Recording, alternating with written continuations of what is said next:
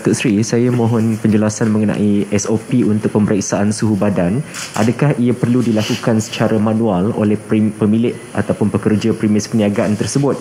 Sebab kalau ada sesetengah peniaga yang di-compound kerana tidak merekodkannya secara manual di dalam buku, kerana ada juga peniaga yang menyediakan alat automatik untuk memeriksa suhu badan dan tidak merekodkannya secara manual. Jadi macam mana SOP sebenarnya? Sebenarnya tujuan merekodkan suhu untuk memastikan mereka yang dibenarkan masuk ke premis tersebut tidak mengalami gejala bersuhu tinggi. Maknanya kalau tak demam, dibenarkan masuk. Kalau melebihi daripada 37.5,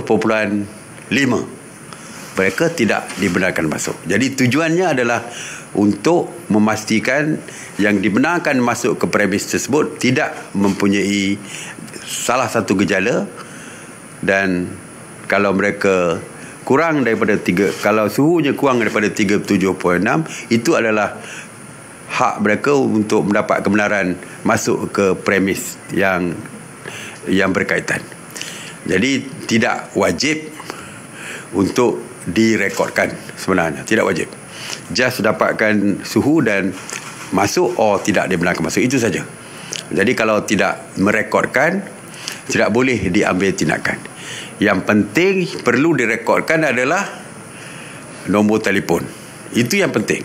Sebab jika ada kes yang melibatkan COVID positif di kalangan pelanggan-pelanggan premis tersebut, maka mereka boleh dihubungi supaya dapat segera disaring dan sebagainya, dan keluarga mereka pun akan disaring kerana mempunyai kontak rapat dengan, maknanya daripada yang dalam yang kena COVID positif, ada kaitan dengan yang masuk tadi, pelanggan yang masuk, dan keluarga mereka pun mungkin ada kaitan menjadi kontak rapat. Jadi itu tujuannya, supaya kita boleh kita boleh detect kesan mereka yang masuk ke premis. Tapi suhu bukan untuk pengesanan dan sebagainya, tapi untuk kebenaran masuk ataupun tidak masuk ke kedai tersebut. Jadi tidak wajib direkodkan di dalam mana-mana buku, tetapi dan jika ada kes seperti ini berlaku, mereka tidak boleh sebenarnya diambil tindakan.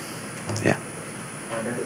Untuk merekodkan nombor telefon tu hanya untuk mereka yang tak daftar guna MySejahtera kan? Kalau mana? Kalau kalau je dah MySejahtera pun rekod tu tetap rekod cek suhu tu tetap.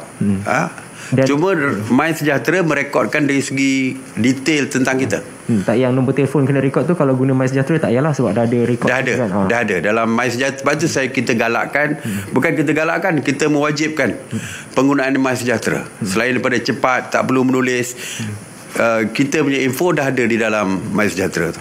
Kedua, Datuk Seri, macam mana pula dengan peniaga yang dah dikenakan compound sebab tak rekod tu? Macam mana? Jelas sebab dia Datuk Seri kata tak salah kan tadi? Tak salah. Jadi dia kena, saya harap, berhubung balik dengan pihak berkuasa yang mengenakan tindakan kepada mereka. Ya.